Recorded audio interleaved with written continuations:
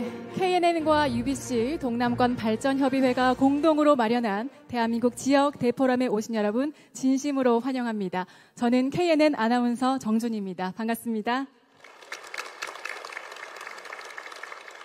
예, 얼마 전이었죠. 올해 노벨상 수상자가 발표가 됐습니다. 한강 작가가 노벨 문학상을 수상하면서 우리 문학의 힘을 보여줬는데요. 주목되는 것은 노벨 물리학상과 화학상 수상자였습니다. 물리학상은 인공신경망을 활용해서 AI 원리를 정립한 학자에게 돌아갔고요. 화학상 공동 수상자에는 알파고 아버지로 불리는 구글 딥마인드의 CEO가 포함이 됐습니다. 그동안은 보수적이던 노벨위원회도 이제는 AI 시대임을 선언했다는 그런 평가가 나오고 있습니다. 자, 이렇게 급격한 AI 기술의 발전은 지역 균형 발전에 어떤 영향을 미칠까요? 또 부울경은 선제적으로 어떤 준비를 해야 할까요? 대한민국 균형 발전으로 가는 길, 부울경의 역할을 모색해온 대한민국 지역 대포럼. 올해는 이미 도래한 AI 시대, 부울경의 미래 가치와 신성장 산업을 한번 고민해 보겠습니다. 네, 이어서 지역 대포럼에 함께 해주신 여러분을 환영하며 동남권 발전협의회 전호환 상임위원장께서 환영사를 해주시겠습니다. 큰 박수로 맞아주십시오.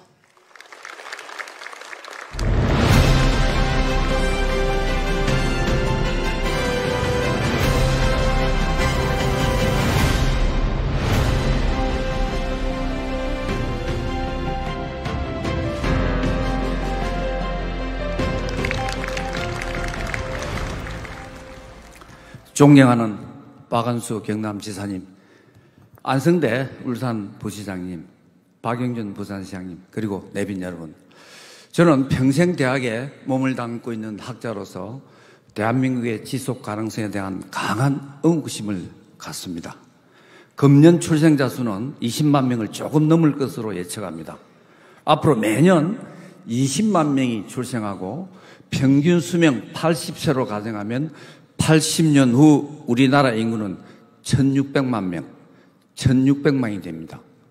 이 경우 학계 출산율은 2.0명, 현재 0.6명대의 3배 이상이 되어야 하는데 이는 불가능한 일입니다. 현재 상황이 지속된다면 80년 후 우리나라 인구는 1천만 명이 무너질 것이고 대한민국은 지도상에서 사라집니다. 영호남 지역에는 일자리가 줄어들고 청년이 없습니다. 수도권 일극화와 지역의 위기에서 비롯된 문제는 계속 확대 재생산되어 유례없는 극초저출생, 잠재적 성장률의 지속적 저하, 수도권 일극화 심화 등의 3대 위험 요소가 대한민국의 지속 가능성을 위협하고 있습니다. 독일과 미국은 인구는 물론 기업과 대학이 지역에 골고루 흩어져 있습니다. 독일의 경우 기업의 75%가 지방 안에 본사를 두고 있습니다. 아디다스, 푸마, 폭스바겐, SAP 등 글로벌 기업의 본사가 인구 10만 명도 안 되는 소도시에 있습니다. 우리나라는 지역에서 번창한 기업들의 본사가 모두 서울로 이전했습니다. 이유는 지방에서 인력을 구하기가 어렵다고 합니다. 정말 구할 인력이 없을까요? 파운드리 반도체 세계 1등 기업인 대만의 TSMC는 왜 동경 대신 인구 5만 명도 채 안 되는 규슈의 구마모토에 있는 소도시를 택했을까요? 그리고 일본은 왜 홋카이도에 라피더스 반도체 집적화 국가단지를 만들고 있습니까?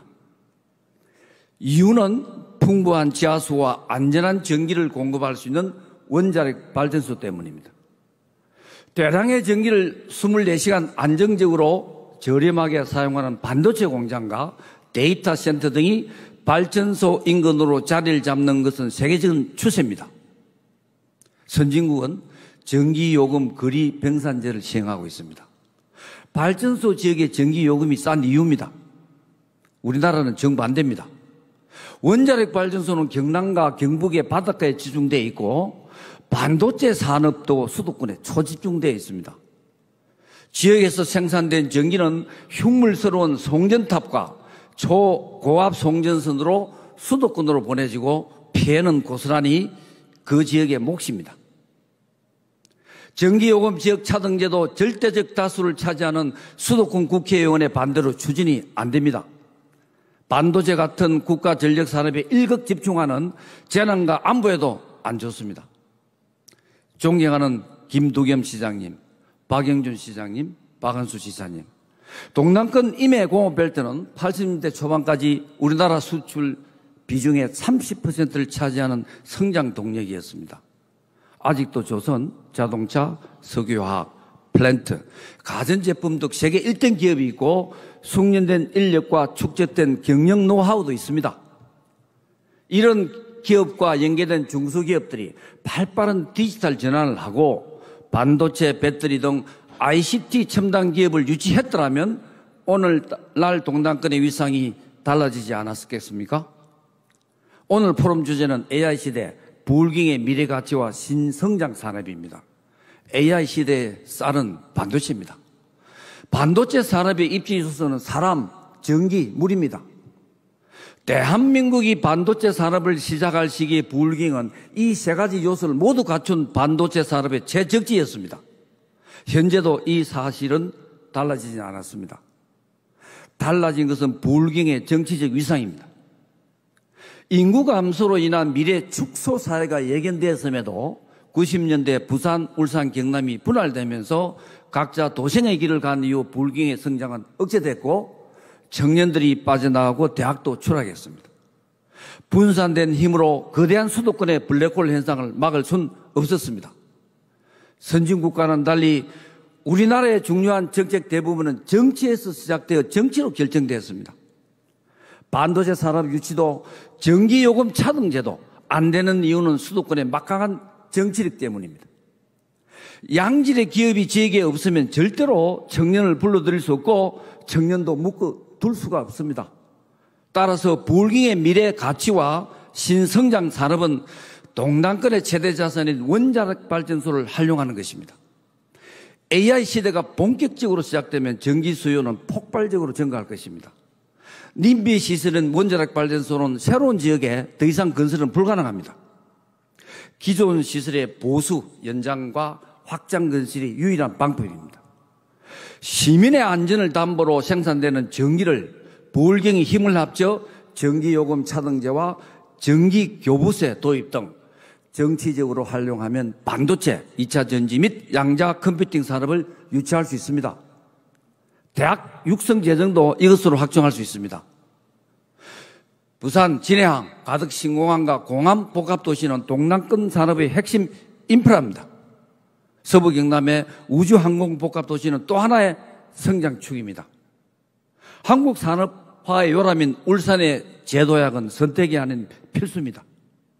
존경하는 박영준 시장님, 박은수 지사님, 김두겸 시장님, 지속 가능한 대한민국의 발전을 위해서는 동남권이 힘을 합쳐 수도권 일극체제에 필적하는 규모의 경제권을 만들어 대한민국이 두 바퀴의 축으로 굴러가도록 해야 합니다.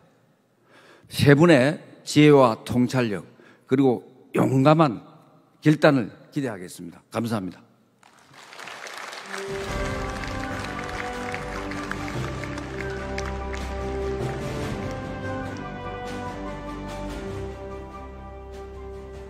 예, 동남권 발전협의회 전호환 상임위원장의 환영사 함께 하셨습니다. 다시 한번 큰 박수 부탁드립니다.